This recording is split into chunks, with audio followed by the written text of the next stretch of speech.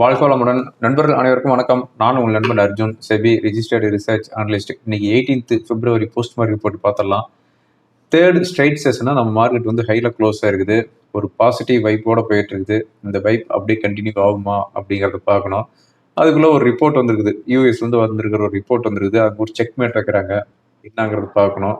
இப்போ இருக்கிற முக்கியமான நியூஸ். நாளைக்கு தேர்ஸ்டே நிஃப்டி பேங்க் நிஃப்டியோடைய சப்போர்ட் அண்ட் ரெசிஸ்டன்ஸு, சென்செக்ஸோடைய ஓப்பன் இன்ட்ரெஸ்ட் என்ன இண்டிகேட் பண்ணிட்டு இருக்குது. அதுக்கப்புறமா வந்து ஒரு பிரேக் அவுட் ஸ்டாக்கு. அதாவது என்னுடைய டைட்டிலில் நான் பிரேக் அவுட்னு போட்டேன் அப்படின்னா யூடியூப்ல வந்து ஸ்ட்ரைக் கொடுத்துட்றாங்க.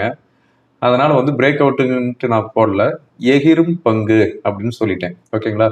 ஸோ நான் எப்பப்பெல்லாம் யூடியூப் டைட்டிலில் வந்து எகிரும் பங்கு அப்படின்னு சொல்கிறேன் அப்படின்னா அதுக்கு பேர் வந்து பிரேக் அவுட். ஓகேங்களா? ஸோ அந்த பிரேக் அவுட் ஸ்டாக் என்ன, அதாவது கிட்டத்தட்ட ஒரு 3 வருஷ ஹையை வந்து பிரேக் பண்ணியிருக்குது. இப்போ ஃபர்தராக நம்ம மார்க்கெட் எப்படி இருக்கும்? நிஃப்டி கரெக்டாக ரெசிஸ்டன்ட் ஜோனில் வந்து செட்டில் ஆயிருக்குது. அதாவது 25,800 க்ளோஸ் ஆயிருக்குது. ஸோ எல்லாத்தையுமே பார்த்துடலாம். எங்கேயும் ஸ்கிப் பண்ணாமல் பாருங்கள். இந்த வீடியோ கண்டிப்பாக யூஸ்ஃபுல்லாக இருக்கும். ஓகே, இப்போ யூஎஸ் மார்க்கெட்டை பார்க்கறதுக்கு முன்னாடி ஆக்சியாஸ் அப்படிங்கிற ஒரு ரிப்போர்ட் கொடுத்துருக்குறாங்க. அது என்ன ரிப்போர்ட் கொடுத்துருக்குறாங்க அப்படின்னு பார்த்தோம் அப்படின்னா, அதாவது யூஎஸ் ஈரான் மேலே எனி டைம் வந்து அட்டாக் பண்ணுறதுக்கு ரெடி ஆகிட்டு இருக்கிறாங்க அப்படின்னு சொல்லியிருக்கிறாங்க. அது மட்டும் இல்லாமல் என்னென்ன பாயிண்ட்ஸ் கொடுத்துருக்குறாங்க அப்படின்னா, அதாவது வெனிசுலாவில் நடந்த வார் மாதிரி இருக்காது. அதாவது அங்கே போயிட்டு வெனிசுலாவில் போயிட்டு அங்கே இருக்கிற பிரசிடெண்ட்டை தூக்கிட்டு அமெரிக்காவுக்கு போயிட்டாங்க. ஸோ அந்த மாதிரி இருக்காது. இது வந்து ஃபுல் ஃப்ளெட்ஜ்டு வாராக இருக்கும் அப்படின்னு சொல்லியிருக்கிறாங்க. அமெரிக்காவுக்கு இஸ்ரேல் சப்போர்ட் பண்ணும் அப்படின்னு சொல்லியிருக்கிறாங்க.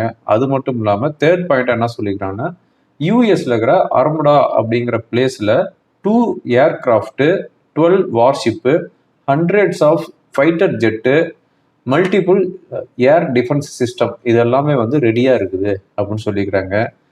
ஃபோர்த் பாயிண்ட் என்ன சொல்லிக்கிறாங்கன்னா, 150 US military cargo flights weapons எல்லாம் ஏற்றிக்கிட்டு மிடில் ஈஸ்ட் கண்ட்ரிக்கு போயிருக்குது அப்படின்ட்டு சம் ஷாக்கிங் நியூஸ் எல்லாம் இந்த ஆக்சியாஸ் அப்படிங்கிற ரிப்போர்ட்ல வந்து கொடுத்துருக்காங்க. இந்த ரிப்போர்ட் இப்போ ஒரு 1 ஹவருக்கு முன்னாடி தான் வந்துச்சு. நான் வீடியோ ரெக்கார்ட் பண்ணிட்டு இருக்கிறது 7 o'clock 1 ஹவருக்கு முன்னாடி தான் வந்திருக்குது. இந்த நியூஸ் வந்ததுக்கு அப்புறம் சில்வர் ஸ்லைட்லி ஹைல போயிட்டு இருக்குது, கோல்டும் வந்து ஸ்லைட்லி வந்து ஹைல போயிட்டு இருக்குது. ஓகேங்களா? ஸோ இப்போ இந்த ஜியோ பொலிட்டிக்கல் டென்ஷன் மறுபடியும் கொஞ்சம் இன்க்ரீஸ் ஆகுது. அதாவது இன்னைக்கு தான் ஜெனீவாவில் ஈரான் இஸ்ரேல் வந்து நியூக்ளியர் டாக் பேசுறதா சொல்லியிருந்தாங்க. பட் இப்போ வந்து இந்த மாதிரியான நியூஸ் வந்துட்டு இருக்குது. ஓகே, அதுக்கு அடுத்ததா பார்த்தோம் அப்படின்னா, வாரன் பஃபட் அவருடைய ஹோல்டிங்ஸ்ல இருந்த அமேசானுடைய 77% ஸ்டேக்கை வந்து செல் பண்ணியிருக்கிறாரு லாஸ்ட் குவார்டர். அதே மாதிரி அதனுடைய ஒர்த்து வந்து $1.7 பில்லியன். அதுக்கப்புறமா வந்து ஆப்பிள் ஷேர்ஸு 2.7 பில்லியனுக்கு வந்து செல் பண்ணிக்கிறதா வந்து நியூஸ் வந்துட்டு இருக்குது. அதுக்கு அடுத்ததாக வந்து பார்த்தோம் அப்படின்னா, பிரசிடென்ட் ட்ரம்ப் வந்து யூஎஸ் ஜப்பான் ட்ரேட் டீல் வந்து ஃபைனல் பண்ணியிருக்கிறாங்க. ஆல்ரெடி அங்கே வந்து நியர்லி 15% நினைக்கிறேன் US Japan trade deal. But இப்போ வந்து சம் அனௌன்ஸ்மெண்ட் கொடுத்துருக்கிறாரு. என்ன கொடுத்துருக்கிறாருன்னா, $550 பில்லியன் ஜப்பான் யூஎஸ்ல இன்வெஸ்ட்மெண்ட் பண்ண போகிறாங்க அப்படின்னு சொல்லிட்டு, அதுக்கப்புறமா வந்து எல்என்ஜி ஃபெசிலிட்டிக்கு ஃபண்டிங் பண்ண போகிறாங்க. கேஸ் பவருக்கு, அதாவது ஓகியோவில் இருக்கிற கேஸ் பவர் பிளான்ட்டுக்கு ஃபண்டிங் பண்ணுறாங்க. அதுக்கடுத்து வந்து ஜார்ஜியாவில் இருக்கிற கிரிட்டிக்கல் மினரல்ஸ் பிளான்ட்டுக்கு ஃபண்டிங் பண்ணுறாங்க அப்படின்ட்டு சம் நியூஸ் கொடுத்துருக்கிறாரு. ஓகேங்களா? இந்த கலைபரத்துக்கு மத்தியில் எஸ்டர்டே யூஎஸ் மார்க்கெட் பொறுத்தவரையும் ரொம்ப வாலட்டிலிட்டியாக இருந்துச்சு. 200 பாயிண்ட்ஸ் மைனஸ் போயிடுச்சு, 200 பாயிண்ட்ஸ் ப்ளஸுக்கு வந்துச்சு. பட் க்ளோஸ் ஆனது ஆல்மோஸ்ட் ஃப்ளாட்டாக தான் க்ளோஸ் ஆயிருக்குது. டோ 0.07%, S&P 500 0.1%, நாஸ்டாக் 0.14% ஹையில் வந்து க்ளோஸ் ஆயிருக்குது. இன்னைக்கு மார்னிங் ஏசியன் மார்க்கெட் பார்த்தோம் அப்படின்னா, ஜாப்பனீஸ் நிக்கி 1% ஹையில் வந்து க்ளோஸ் ஆயிருக்குது. Hang Seng index and Shanghai index 1 week ஹாலிடேல இருக்கிறாங்க. ஓகேங்களா?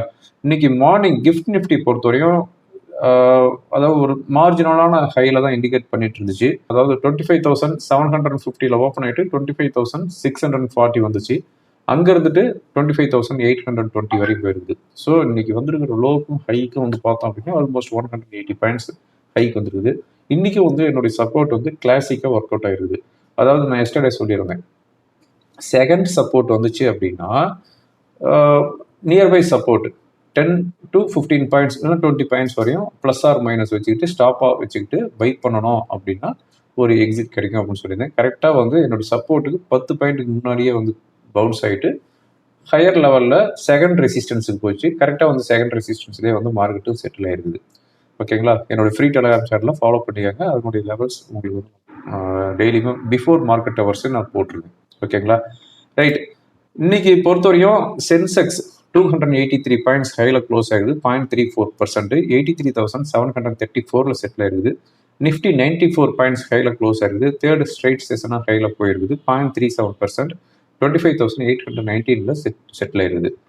Mid and small cap 0.5% each ஹைல க்ளோஸ் ஆகுது. ஐடி செக்டாரை தவிர மற்ற எல்லா செக்டாருமே வந்து ஹைல தான் க்ளோஸ் ஆகுது.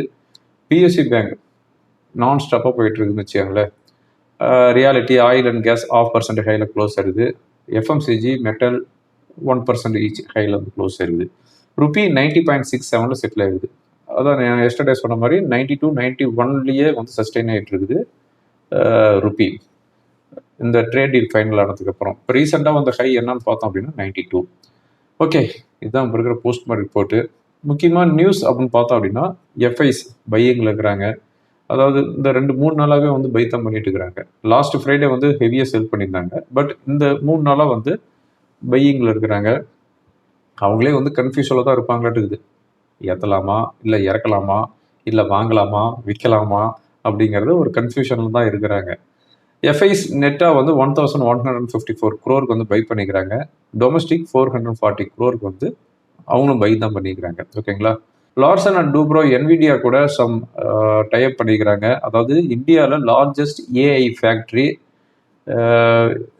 பில்டு பண்ணுறதுக்காக. ஓகேங்களா? ஓகே, இதுதான் இப்போ இருக்கிற முக்கியமான நியூஸு. வேறு எதுவும் சொல்லிக்கிற மாதிரி நியூஸ் எதுவும் இல்லை. இன்னைக்கு நைட்டு யூஎஸ்ஏலேருந்து எஃப்ஓஎம்சி மினிட்ஸ் வருது. 11:45 PM மிட் நைட் வரப்போகுது. இந்த எஃப்ஓஎம்சி மினிட்ஸில் அவங்க வந்து எந்த மாதிரியான ஃபோர்காஸ்ட் கொடுக்குறாங்க அப்படிங்கிறத வந்து பார்க்கணும். ஏதோ ரேட் கட் பண்ணுறதுக்கு உண்டான ப்ரிடிக்ஷன் கொடுத்தாங்க அப்படின்னா அது வந்து ஒரு பூஸ்டாக இருக்கும். ரைட்டு.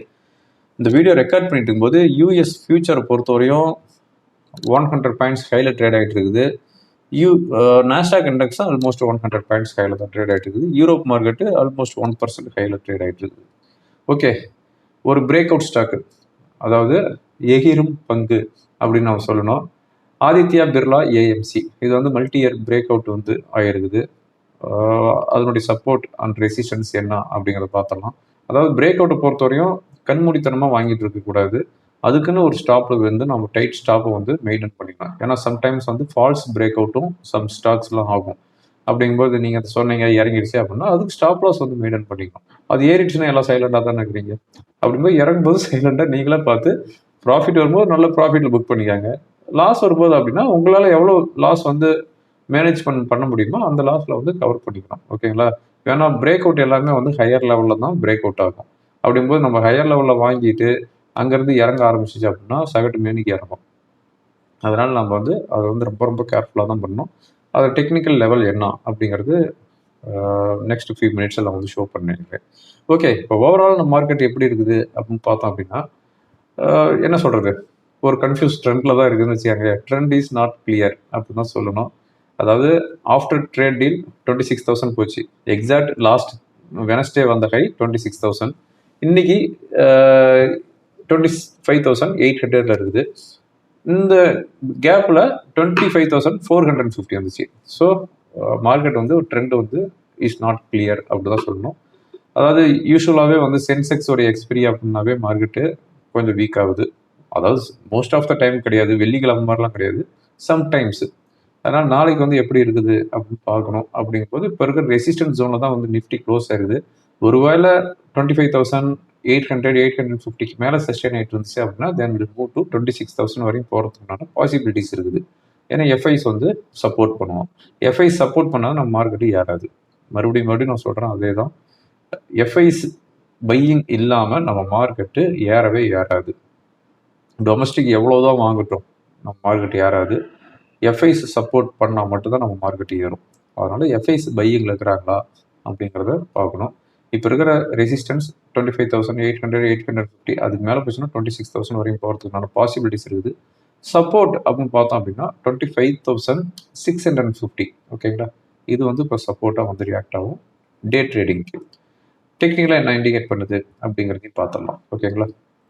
இப்போ நம்ம பார்த்துட்டு இருக்கிறது சென்செக்ஸோடைய எக்ஸ்பிரி. இந்த சென்செக்ஸோடைய எக்ஸ்பிரி பொறுத்த வரைக்கும் அவங்க ஓப்பன் இன்ட்ரெஸ்ட் எங்கேயுமே சொல்லிக்கிற மாதிரி இல்லைங்க. அதான் மார்க்கெட் வந்து கொஞ்சம் வயலண்ட் மூமெண்ட்ல இருக்கும் அப்படின்ட்டு யாருமே வந்து கேரி ஃபார்வர்டு பொசிஷனே எடுக்கிறது இல்லை. பாருங்க, கொஞ்சம் கூட ஓப்பன் இன்ட்ரெஸ்டே இல்லை. ஓகேங்களா? ஸோ லைவ் மார்க்கெட்டில் தான் பார்க்கணும். டெலகிராம் சேனலில் அப்டேட் பண்ணுறேன். ஒரு எகிரும் பங்குன்னு சொல்லியிருந்தோம் பார்த்தீங்களா? அந்த எகிரும் பங்கு, அதாவது பிரேக் அவுட் ஸ்டாக் என்ன அப்படின்னா Aditya Birla sun life AMC. ஓகேங்களா? இந்த Aditya Birla sun life AMC இன்னைக்கு வந்து பிரேக் அவுட் ஆயிருக்குது. இதனுடைய பிரேக் அவுட் பாயிண்ட் என்ன அப்படின்னு பார்த்தோம் அப்படின்னா 905 ருபீஸ் வந்து 908 ருபீஸ். இது வந்து ப்ரீவியஸாக எப்போ வந்திருக்குன்னா நவம்பர் 2024 வந்திருக்குது. அதுக்கு அடுத்ததாக வந்து எப்போ வந்திருக்குது அப்படின்னு பார்த்தோம் அப்படின்னா செப்டம்பர் 2025 வந்திருக்குது. ஓகேங்களா? அதுக்கு அடுத்ததாக வந்து இன்னைக்கு வந்திருக்குது. ஸோ இப்போ வந்து 907 வந்து செட்டில் ஆயிருக்குது. இப்போ 910க்கு மேலே சஸ்டெயின் ஆகிட்டு இருந்துச்சு அப்படிங்கிற பட்சத்தில் ஒரு நல்ல ரேலி வர்றதுக்கு உண்டான வாய்ப்பு இருக்குது. அப்படிங்கும்போது இப்போ வந்து நம்ம பை பண்ணுறோம் அப்படிங்கிற பட்சத்தில் இதனுடைய ஸ்டாப்பாக நம்ம வந்து என்ன வைக்கணும் அப்படின்னா 850 ருபீஸ். 850 ருபீஸ் வந்து ஸ்டாப் லாஸாக வச்சுக்கிட்டு, அதாவது 50 பாயிண்ட்ஸ் வந்து 60 பாயிண்ட்ஸ் ஸ்டாப் லாஸ். இதை வச்சுட்டு மெயின்டைன் பண்ணணும் அப்படின்னா 1000 ருபீஸ் வரையும் போகிறதுக்கு உண்டான வாய்ப்புகள் இருக்குது. 100 ருபீஸ் ஏறத்துக்கு உண்டான வாய்ப்பு இருக்குது. 50 ருபீஸ் ஸ்டாப் லாஸ் வச்சுக்காங்க. 1:2 ரேஷியோ. ஓகேங்களா? ஓகே, அதுக்கு அடுத்ததான் நம்ம வந்து நிஃப்டியோடைய சப்போர்ட் அண்ட் ரெசிஸ்டன்ஸ் பார்க்கணும். அதாவது எஸ்டர்டே நான் போட்டிருந்த ட்ரெண்ட் லைன் இது 5 மினிட்ஸ் கேண்டில் இருக்குது. இது வந்து 1 ஹவருக்கு நான் சேஞ்ச் பண்ணிக்கிறேன். இப்போ இந்த கேப் வந்து ஃபில் ஆயிடுச்சு.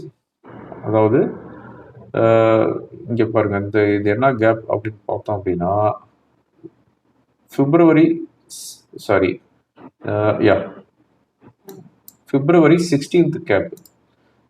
பிப்ரவரி 16th வந்த கேப்பு இங்கே வந்து ஃபுல் ஆயிடுச்சு. ஓகேங்களா? பாருங்க, இங்கே வந்து ஃபுல் ஆயிடுச்சு. அப்படிங்கும்போது இப்போ ரெசிஸ்டன்ஸ் அப்படின்னு பார்த்தோம் அப்படின்னா இது ரெசிஸ்டன்ஸ் ஜோனில் தான் வந்து க்ளோஸ் ஆயிருக்குது. இதுக்கு மேலே சஸ்டெயின் ஆகிட்டு இருக்கிற பட்சத்தில் 25,900 அப்படிங்கிறது போகிறதுக்கு உண்டான வாய்ப்புகள் இருக்குது. 25,900க்கு மேலே போச்சுன்னா 26,000. இப்போ இருக்கிற சப்போர்ட் அப்படின்னு பார்த்தோம் அப்படின்னா 25,700, தேர் ஆஃப்டர் 25,650. ஓகேங்களா? பேங்க் நிஃப்டி அது பாட்டுக்கு நான் ஸ்டாப்பாக போகுதுங்க. பேங்க் நிஃப்டி வந்து கை கடங்காமல் போயிட்டு இருக்குது. எங்கேயோ போயிடுச்சுன்னு வச்சுக்கோங்களேன். அதாவது இந்த ட்ரேட் டீல் முடிஞ்சதுக்கப்புறம் ஒரு கேப் அப் வந்துச்சு பார்த்தீங்களா, அந்த லெவலுக்கே வந்துருச்சு. ஆனால் நிஃப்டி இன்னும் வரல. நிஃப்டி வந்து அன்னைக்கு வந்து ஹை 26,300. ஆனால் இன்னைக்கு வந்து 25,800 தான் இருக்குது. நியர்லி 500 பாயிண்ட்ஸ் டவுனில் தான் இருக்குது. ஆனால் பேங்க் நிஃப்டி அந்த ட்ரேட் டீல் ஃபைனல் ஆன லெவலுக்கு வந்துருச்சு. இந்த லெவல் அப்படியே கண்டினியூ ஆகும்போது 61,750 62,000 போகிறதுக்கான வாய்ப்பு இருக்குது. சப்போர்ட் 61,250, தென் 61,000. ஓகேங்களா? ஓகே ஃப்ரெண்ட்ஸ், இந்த வீடியோ உங்களுக்கு ரொம்ப யூஸ்ஃபுல்லாக இருக்கும்னு நினைக்கிறேன். யூஸ்ஃபுல்லாக இருந்துச்சுன்னா ஃப்ரெண்டுங்களுக்கு ஃபார்வர்ட் பண்ணுங்கள். தேங்க்யூ ஃபார் வாட்சிங். வாழ்க வளமுடன்.